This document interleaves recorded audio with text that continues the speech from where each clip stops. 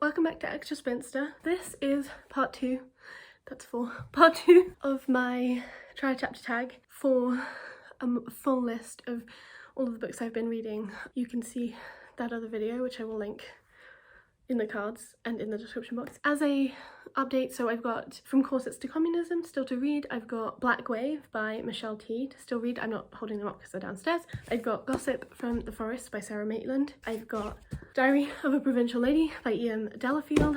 I've got This Brutal House by Niven Govinden, and I've got Autumn by Ali Smith. I've also just read the first chapter of All My Puny Sorries, which I loved, by Miriam Toews. I thought it was a stunning first chapter. And it starts with this incredible line, which is, "Our house was taken away on the back of a truck one afternoon late in the summer of 1979. It was very like vivid and atmospheric. Yeah, it's about like a Mennonite community and these two sisters, Elf and Yoli, and Yoli is the one who's narrating, and she's older and looking back. Well, they're both older obviously, but like the sort of Mennonite patriarchy dislikes a lot of Elf's behaviour. A really beautiful writing about music, really good. So definitely gonna keep that on my shelf and definitely gonna, you know, try and read it soon. Yeah, we'll come and update you with another update as and when I can. Bye! Great. Another update, read some of these two. So this is From Corsets to Communism, The Life and Times of Sophia. Let me look up the pronunciation guide. Sophia Nałkowska, by a biography by Jenny Robertson. Whilst I found like the tone of this not particularly great, like I didn't really like how Jenny Robertson is sort of like writing, I don't know, it just feels somewhat like informal in like not a great way, but I only, you know, I've literally begun, you know, she's like a teenager, so because I began at the beginning of a biography, but I'm enjoying it. And one of the reasons why I think I am going to keep this is because, not just because of war in Ukraine now, but also, you know, even before that, and like when I decided to convert to Judaism, I also kind of wanted to learn more about, like, I guess sort of European history, Eastern European history, and I guess specifically like places where Yiddish was and is, depending, a big language, because, you know, there's like different dialects of Yiddish because it's spoken in different countries, and obviously it's a borderless language because it's diasporic, but like it still has sort of conglomerates in different places which then affect the form the language takes, if that makes sense. Hopefully you get that. But anyway, as a result of all of those things, so like my own personal desires, both in terms of Judaism but also in terms of learning Yiddish, and also just generally wanting to know more about the world because I'm extremely ignorant of so many things, and then on top of this most recent awful aggression from Russia towards Ukraine, I have been kind of wanting to learn more about the history of like Russia, the history of like resistance to Russian, like the Russian Empire before that, and obviously like actually, wow, sorry, this is like not really about this book, but I'm gonna keep going.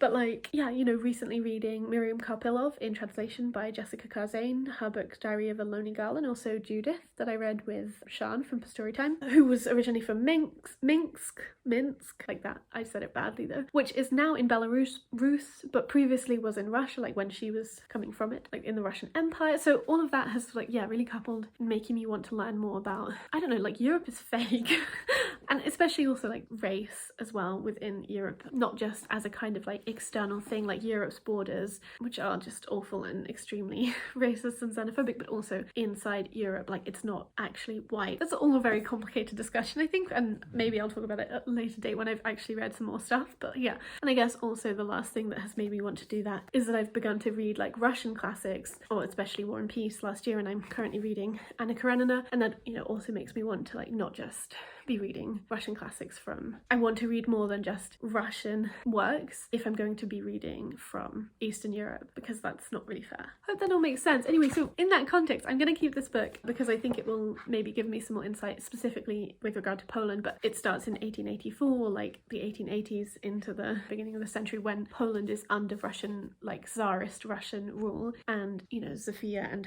her family, like they can't be Polish in the ways that they want to. They're not allowed to speak Polish, for example, and like the Cyrillic alphabet is being used in this. They're taught Russian or in Russian at schools. They're not just taught Russian at schools, they're taught in Russian, and you know, all of that. So like that's obviously interesting and useful context for learning more. And so yeah, I'm gonna keep this. The other book that I read was Black Wave by Michelle Tea. I didn't go from where I got to before. I just read the first chapter, or like the first 10 pages or so, which is one. And I think I am gonna keep this, but I'm gonna give this kind of like a, I think I am gonna keep this, but I'm gonna give this like a kind of timeline. And I also, if you have read this, I would love for you to tell me if you to tell me if there's a lot of alcohol and drug use in this. I don't particularly want to read books that like focus really heavily on that, and the first section of this book is like very intense. Like there's smoking crack, also just doing non-crack cocaine and getting very drunk and stuff, and like, yeah, I just can't really read about that stuff without getting somewhat anxious generally. But I like the vibe of this book, and I actually was thinking more about like what the writing style is like, and it's kind of like a really even more grottier American Angela Carter.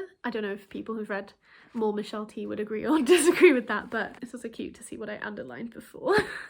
Yeah, because like it is set in the 90s, like it's this like riot girly kind of DIY punk queer life, and I think that's cool. So yeah, I think I'm gonna sort of keep it, but like if the next time I do one of these, or I'm like going through my books to see what else and I still don't fancy it, then I think I will then get rid of it, unless somebody tells me that there is like just way more like drug use and alcohol drinking in this, in which case I might pass it on to somebody else. I mean, it's also like, it's kind of sweet because I don't know how long ago I read this, but obviously I underlined bits of it, and so that makes me want to keep it a bit more, because it's like I previously invested some of my time in this and I physically inscribed that attention into this book. So yeah, but anyway, those are my thoughts for now. I forgot to say also, because it was resting on my phone was resting on it, but like this book is also in my to read list, The Night Circus by Erin Morgenstern. As for what I'm gonna pick up next, not sure. I think I might pick up Gossip from the Forest by Sarah Maitland, which my phone is now on, and one of the reasons why I might do that is because Springathon is gonna happen next month, and one of the reasons I'm going to do that is because Springathon is happening soon. Depending on when I post this video, it might have already happened, and it's like a potential book I might read for that, so I may as well kind of do that now, and then I can plan my TBR accordingly. So yeah, maybe that one, and if not that one, I think either The Night Circus or Diary of a Provincial Lady, because I think this is probably, I'm just gonna get rid of it, you know, but we'll see. Because you see, I have other work. I had another book by Ian Delafield, but it was one of the ones that got lost in the post that I've spoken about before, tragically.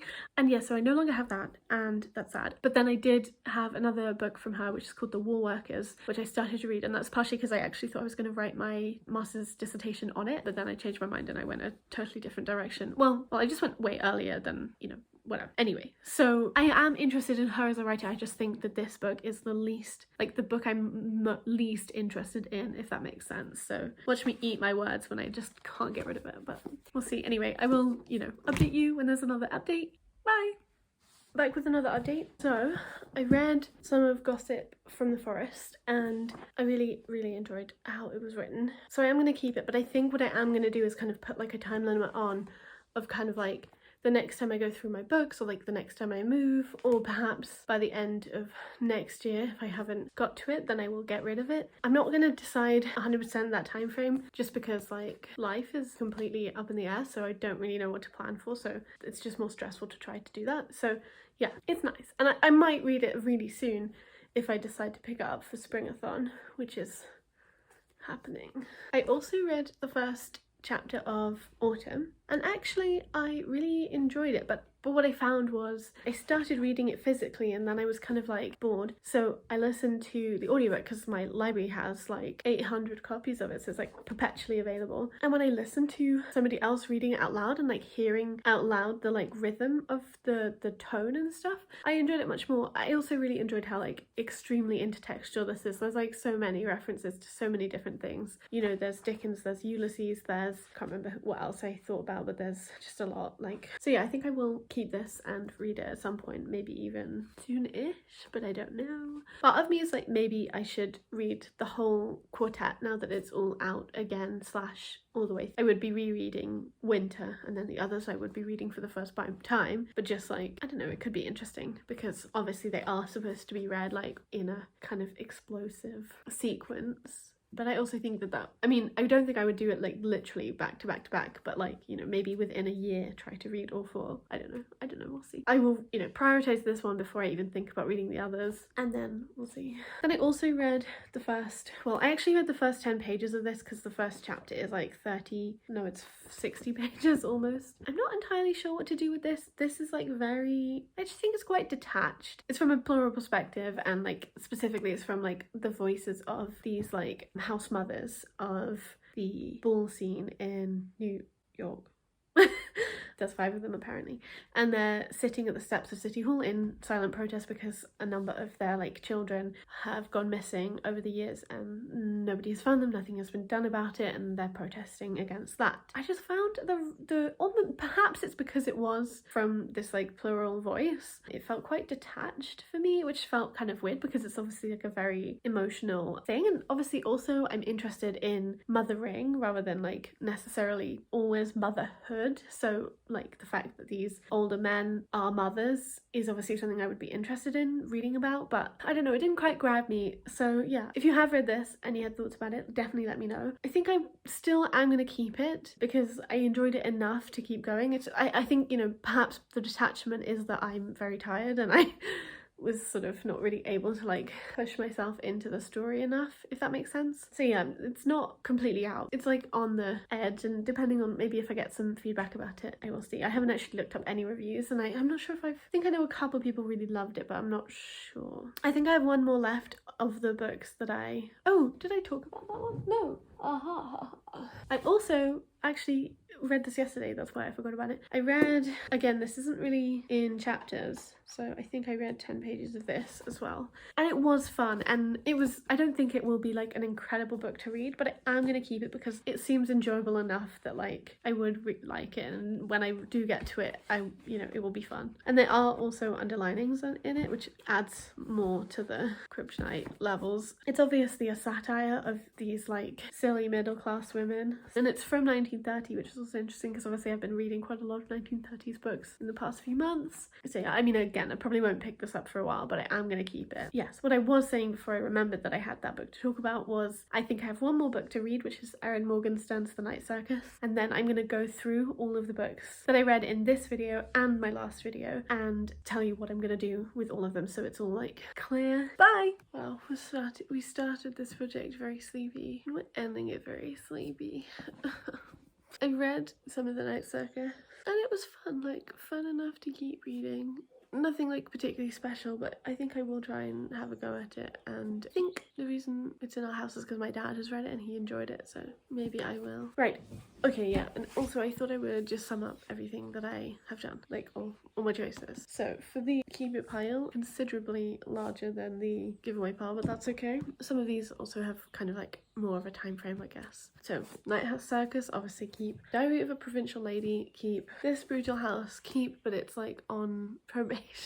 Ali Smith's Autumn, keep. Gossip from the Forest, it's also keep, but somewhat sort of on probation, I guess. The Abyss Surrounds Us by Emily Skritsky, definitely keep. Black Wave by Michelle T, also keep, but on probation, and also one of them that I would especially like to hear people talk about. All My Puny Sorrows, a definite keep. Really enjoyed the first chapter of this. Pseudotooth by Verity Holloway is definite keep as well. The Border of Paradise is a keep, but again, if you have read this, which it seems fairly unlikely actually, it doesn't seem to have been read by that many people. If you have read it, definitely let me know what you thought about it, because it's sort of on probation, but it's not quite yet, but it's like on its way. And From Corsets to Communism is a keep because I think it will be interesting. And I've already dispatched Murmur by Will Eves to my brother. And then the 2 books that I'm definitely getting rid of, aside from Murmur to some degree, are Tender Morsels by Margot Lanigan and Loveless by Alice Oseman. So yeah, not like super successful in the kind of like getting rid of, but really successful in the kind of like rediscovering some of my books and making some plans to read them. Alright, thank you so much for watching. I would love to hear your thoughts about any of these books. Yeah, okay, bye!